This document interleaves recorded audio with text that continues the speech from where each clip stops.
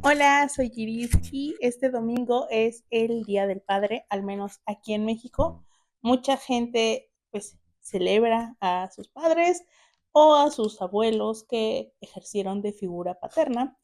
pero hay otra parte de la población que no lo celebra porque pues sus padres ya no están en este mundo. Ya pues la orfandad ha tocado a su puerta y por eso quiero hablarles de 5 libros que abordan precisamente ese tema, la pérdida del padre. El primero de ellos creo que es el que retrata la, la relación más difícil, las emociones más conflictivas hacia la figura de su padre. Y me refiero a Dios fulmine a la que escribas sobre mí de Aura García Junco, un libro de no ficción en el que la autora habla sobre su padre, H. Pascal, quien fue un escritor en los márgenes, un promotor cultural bastante respetado dentro de su sector, pero al mismo tiempo pues como desconocido para el público general. Él fallece repentinamente en su casa y pues a partir de ese suceso ella y su hermano empiezan a vaciar la biblioteca que pues su padre tenía, que pues, tenía montones de libros, y pues a través como de esos libros empieza a hacer como las conexiones con los recuerdos de su padre. Como mencioné, es el libro que explora la relación más complicada con emociones encontradas. Ahora presenta a un padre que fue un tanto desobligado, con problemas económicos por las decisiones que él tomaba, sí, con respeto generado por sus proyectos, pero que en realidad él tenía que sacrificar mucha estabilidad económica para llevarlos a cabo, de cómo eso influyó en la relación con ella y con su hermano, cómo influyó con sus propios hermanos de su padre, cómo en la parte final de su vida tenía muchos problemas de salud y vivía solo y pues sí, no se comunicaban tanto. Y por ejemplo, explora sobre, pues a final de cuentas, aunque su padre era una persona de izquierda, pues también era de una generación, ¿no? Entonces, como que de pronto creo que tenía ciertos comentarios, se llevaba mucho con mujeres más jóvenes que a ella la hacían pues temer y casi casi esperar que su padre fuera nombrado en el Me Too, pero que en realidad hasta el momento todas las exalumnas que él tuvo hablaban de él con mucho cariño, mucho respeto y eso también explora, ¿no? Cómo la visión que ella tenía de su padre no siempre coincide con la que tenían otras personas que convivieron o que trabajaron con él. Hay un momento en el que habla sobre, está con alguien que fue un antiguo colaborador de su padre y que él le dice, ay, no es que tu padre me dijo no sé qué cosa y ella como muy apenada y empezando a disculparse por lo que cómo se sintió por lo que dijo su padre y él le responde, no, pero es que él tenía razón. Tiene que conciliar la opinión que ella tiene formada de su padre con la que el resto de la gente tiene. Y pues, o sea, sí lo quería, pero al mismo tiempo la relación no fue la más cercana y sin embargo, pues tiene que atravesar ese proceso del duelo y de recordar quién era como persona, los errores que cometió, las decisiones que tomó y quién era como padre. Comerás flores de Lucía Sobral. Creo que este fue uno de los libros más populares en Bookstagram, Booktube y todas las redes de España el año pasado o este. Entonces llegué con mucha curiosidad. Esta historia nos presenta a Marina, una chica cuyo padre ha fallecido y eso la tiene en un momento emocional bastante vulnerable, porque lo extraña mucho, porque sufre por esa ausencia. Los primeros capítulos es eso, el dolor por la pérdida, que es una pérdida reciente, y cómo tiene que aprender a vivir una nueva vida con este terrible hueco. Y por cosas de la vida, pues conoce a Jaime, quien es un hombre mayor que ella, unos 20 años, y es un tipo carismático, encantador, culto, divertido, y ella, pues, la fascina y se enamora de él, y como que se deja guiar por este hombre y su energía, y piensa: "Guau, es que si mi papá viviera, le caería súper bien Jaime, y cuando nos casáramos, él me entregaría en el altar", y como que se arma como toda la fantasía, y resulta de que precisamente por esa vulnerabilidad tras la muerte de su padre, va adentrándose en una relación, pues, violenta. Este duelo por el padre está presente en varios momentos del libro, ¿no? De cómo lo extraña, de cómo quisiera su consejo, de cómo quisiera su ayuda. Y este, junto con otro libro, aborda cómo el ver al padre víctima del dolor de la enfermedad y después perderlo, representa una ruptura total con Dios y que decir, o sea, me quitaste a mi padre, a partir de aquí yo ya no quiero nada contigo. Es un libro que me gustó en general, no creo que estuviera a la altura del hype enorme que, pues, vi, pero cumplió. Y la primera, o sea, la parte del padre, del duelo, sobre todo los 2 primeros capítulos, que es donde ella más describe ese dolor. Yo no estaba llorando así de una o 2 lagrimitas, yo estaba sollozando con esa historia. Un gran señor de Ninamba Ouroui.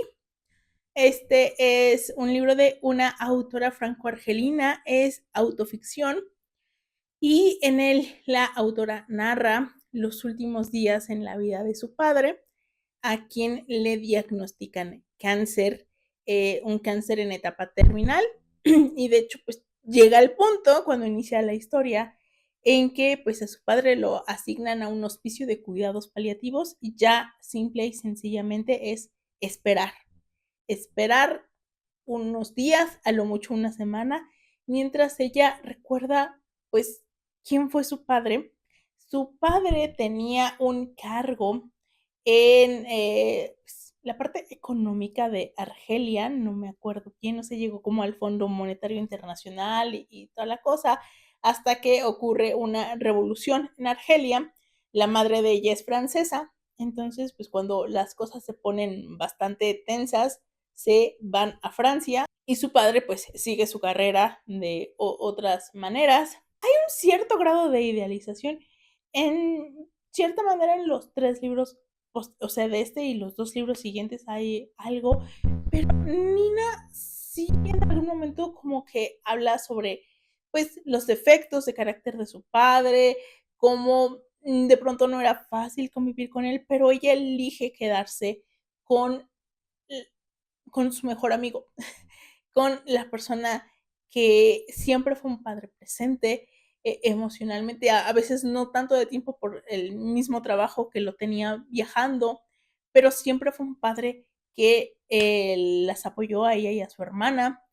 También, bueno, la autora es lesbiana, entonces, cómo su orientación sexual, en cierta manera, influyó en su dinámica con su padre, que ella considera que no es la misma que la que tuvo su padre con su hermana,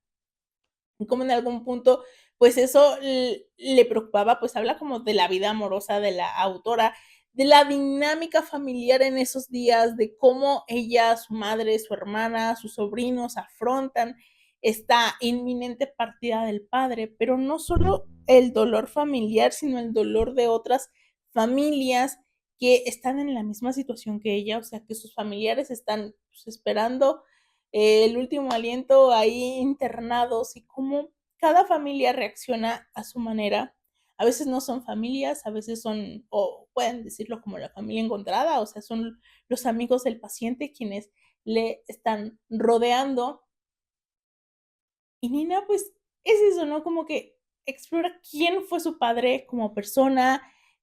como hermano, como funcionario gubernamental, como paciente, porque, pues, no fue el paciente ideal, porque él tenía miedo, miedo de morir, y como eso, pues, digámosle, marcó la manera en la que vieron toda la enfermedad del padre antes de la partida, y habla mucho sobre esta esperanza quizá ilógica, así de su padre pues ya está desahuciado, están esperando días a que parta y sin embargo de pronto lo ven, no sé, tal vez con un poco más de color y dicen, no, es que a lo mejor el diagnóstico está mal y a lo mejor al rato él se va a recuperar y nos vamos a ir. Y es esta desesperación y esta esperanza que no tiene un gran sustento, pero es lo que las mantiene aguantando esta situación, ¿no? Ha pasado un minuto y queda una vida de Gabriela Consuegra. Es una novela, pero está basada en la autora y en pues, los últimos días de su padre, Alvarito. La historia inicia, bueno, es que en realidad no es como tan lineal, de pronto ya el padre ha partido y es ella viviendo el duelo, un poco el desarraigo, porque pues ella es venezolana, entonces la historia transcurre en Venezuela, pero pues como muchos de sus compatriotas, debido a la situación política, migraron, entonces como que en algún momento del libro ella ya ha migrado y es como esta despedida al país de su padre, al país de su infancia. Eh, Al inicio de la historia, pues su padre tiene una crisis respiratoria, llevan corriendo al médico y resulta que tiene una enfermedad pulmonar degenerativa y a partir de ahí, pues todo va en picada, ¿no? Este lo leí después de Un Gran Señor y para mí era contrastante que en Un Gran Señor pues todo ocurre en el primer mundo, ¿no? Con un sistema de salud pues sólido en apariencia, ¿no? Con los suficientes recursos económicos para no preocuparse por el costo de la hospitalización en los cuidados paliativos, una familia que, pues, como todas, tendrán sus más y sus menos, pero hacen un núcleo duro para cuidar al padre, para repartirse los turnos, para decir, estás cansada, vete a dormir, yo me quedo, ahora tú, ahora el sobrino se queda, para que aunque el padre ya ni siquiera está consciente porque está medicado, pero que siempre esté acompañado por alguien, este apoyo que tienen como familia no lo tiene la protagonista, porque pues como les digo, ocurre en Venezuela, ¿no? Entonces no es lo mismo primer mundo que un país con un sistema de salud colapsado, en el de que su padre tiene una crisis respiratoria y le habla a urgencias y no hay ambulancia. Entonces, pues, o te esperas o te lo traes como tú puedas, que no haya médicos en la clínica al llegar, que no haya medicamento y ya tiene que buscarlo, pero es que tampoco hay en farmacias, ¿no? Que se pone a peregrinar en farmacias y agotado, agotado, agotado. Y es un medicamento que le permite respirar a su padre y es esta desesperación de que es algo que ya ni siquiera está en sus manos, ¿no? No solo ves a tu padre sufrir sin poder respirar y con todas las complicaciones, el dolor, cansancio, todo, sino no tener el acceso al medicamento y esa desesperación que pues la invade. Aparte es ella sola cuidando, o sea, tiene una hermana, pero la hermana migró antes, entonces, pues, aunque el padre también tiene hermanos, toda la responsabilidad recae en ella. La responsabilidad del cuidado, de las cosas cotidianas, pero también de la toma de decisiones y del miedo de no saber si está tomando la decisión correcta o una que le cueste la vida a su padre y es una carga muy, muy pesada para ella. De pronto el libro cambia un poco el narrador y dices, a ver, ¿es ella o la hermana o cómo está esto? Y de hecho con la hermana de pronto hay, no una ruptura, pero sí esta fricción de soy yo la que está cuidando, soy yo la que está cargando todo el peso de la situación y pues ¿qué onda, no? Obviamente, pues recuerda quién era su padre, su amigo, su compañero, el, las decisiones que tomó en su vida, decisiones a nivel personal, afectiva, laborales, y cómo pues eso impactaron, ¿no? En las relaciones que tenía. Y como mencioné, igual que el de Comerás Flores, sí menciona esto de ver al padre atravesar este sufrimiento, es lo que representa la ruptura con Dios, de su relación con Dios. Y finalmente, mi libro favorito, le di 5 estrellas, va a estar en mis favoritos del año, El jardinero y la muerte, de Georgi Gospodinov. Aquí está el nombre, porque seguramente lo estoy pronunciando terriblemente. Es un autor búlgaro. Es un libro bellísimamente escrito, muy poético en muchas partes. Es un libro sobre pues los últimos meses de vida del padre del autor, como pues de pronto pues, tenía como algunas complicaciones, el autor viviendo en Sofía, en la capital, y el padre viviendo en el campo, en su casa, con su jardín, y pues como que nada más decía, ay, es que tengo este dolorcillo, ay, es que tengo este malestar, hasta que llega a la capital para hacerse los análisis y pues les dan el diagnóstico, que es un diagnóstico terrible, y cómo a partir de ahí, pues la salud de su padre se deteriora terriblemente. Y de hecho el libro inicia con la partida del padre. Es un libro muy doloroso, pero muy bonito. O sea, como que no se recrea en el dolor, sin de pronto dice, bueno, o sea, espérenme, todavía no quiero contar de su muerte, necesito irme al baúl de las anécdotas de mi padre, a sus anécdotas divertidas, y cuenta como algo sobre el humor de su padre y cosas que le pasaron antes de regresar a, a ver a su padre consumirse por el dolor, por la enfermedad, porque llega un momento en el que el padre tiene tanto dolor que los medicamentos, los analgésicos fuertísimos que le mandan, ya no le sirven. Y es el sufrimiento del autor y de su familia de verlo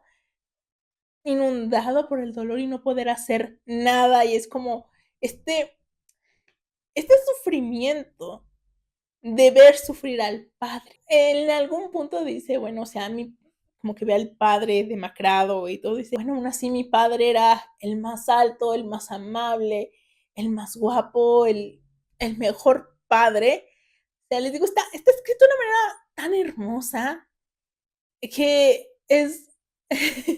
una prueba más de cómo puedes encontrar belleza en el dolor más absoluto, en el dolor más grande. Habla también sobre, sí, es esta tristeza de lo que pasó, de ver a su padre apagarse, pero también es de la vida después de que su padre se va. O sea, el libro no termina con la partida de su padre, les digo, inicia con eso, sino el cómo a partir de ese momento inicia una nueva vida, ¿no? El primer viaje sin su padre, la primera Navidad sin su padre, cómo esa vida que él tenía se ha destruido por completo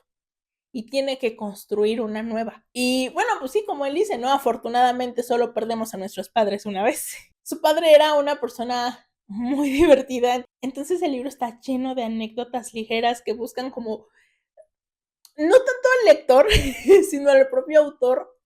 navegar este resurgir de los recuerdos de la enfermedad y la pérdida de su padre. Y pues de hecho también explora mucho sobre la cultura de los Balcanes, específicamente en su país, de cómo fueron criados pues él y su hermano, pero también cómo fueron criados sus padres, o sea, la crianza que ellos recibieron de sus abuelos y cómo pues eran un contexto de, vienen después de la guerra, la Bulgaria socialista, como tenían como estas ideas de no expreses emociones, contrólate. Hay una anécdota de que su padre, no es cierto, su abuelo va a pelear en la guerra, no me acuerdo si la primera o la segunda, y cuando regresa y lo van a recoger su abuela y su bisabuelo, pues la abuela lo ve y quiere correr hacia él, quiere abrazarlo, y el suegro, o sea, el bisabuelo le dice, quieta, y no te muevas de aquí, y ya lo único que hicieron fue tomarse de la mano. Y, por ejemplo, cuenta también de que había como esta idea de a los niños se les besa, pero cuando están dormidos, porque si no, se vuelven consentidos, se vuelven malcriados. Y de no ser demostrativos de cariño con los hijos, cómo ha ido cambiando generacionalmente, porque pues obviamente las ideas con las que él educó a su hija no son las mismas con las que él fue educado, ni con los que sus padres fueron educados, pero es un libro precioso, precioso, me gustó mucho. Y pues eso fue todo por el día de hoy. Espero que este video les haya gustado. Si ustedes pues tienen un padre presente a quien quieren y les quiere, disfrútenlos, demuéstrenles su cariño. Y pues si no, si ya la orfandad tocó a sus vidas, les mando un abrazo. Espero que este video les haya gustado. Muchas gracias por verlo y ojalá me acompañen en el siguiente. Adiós.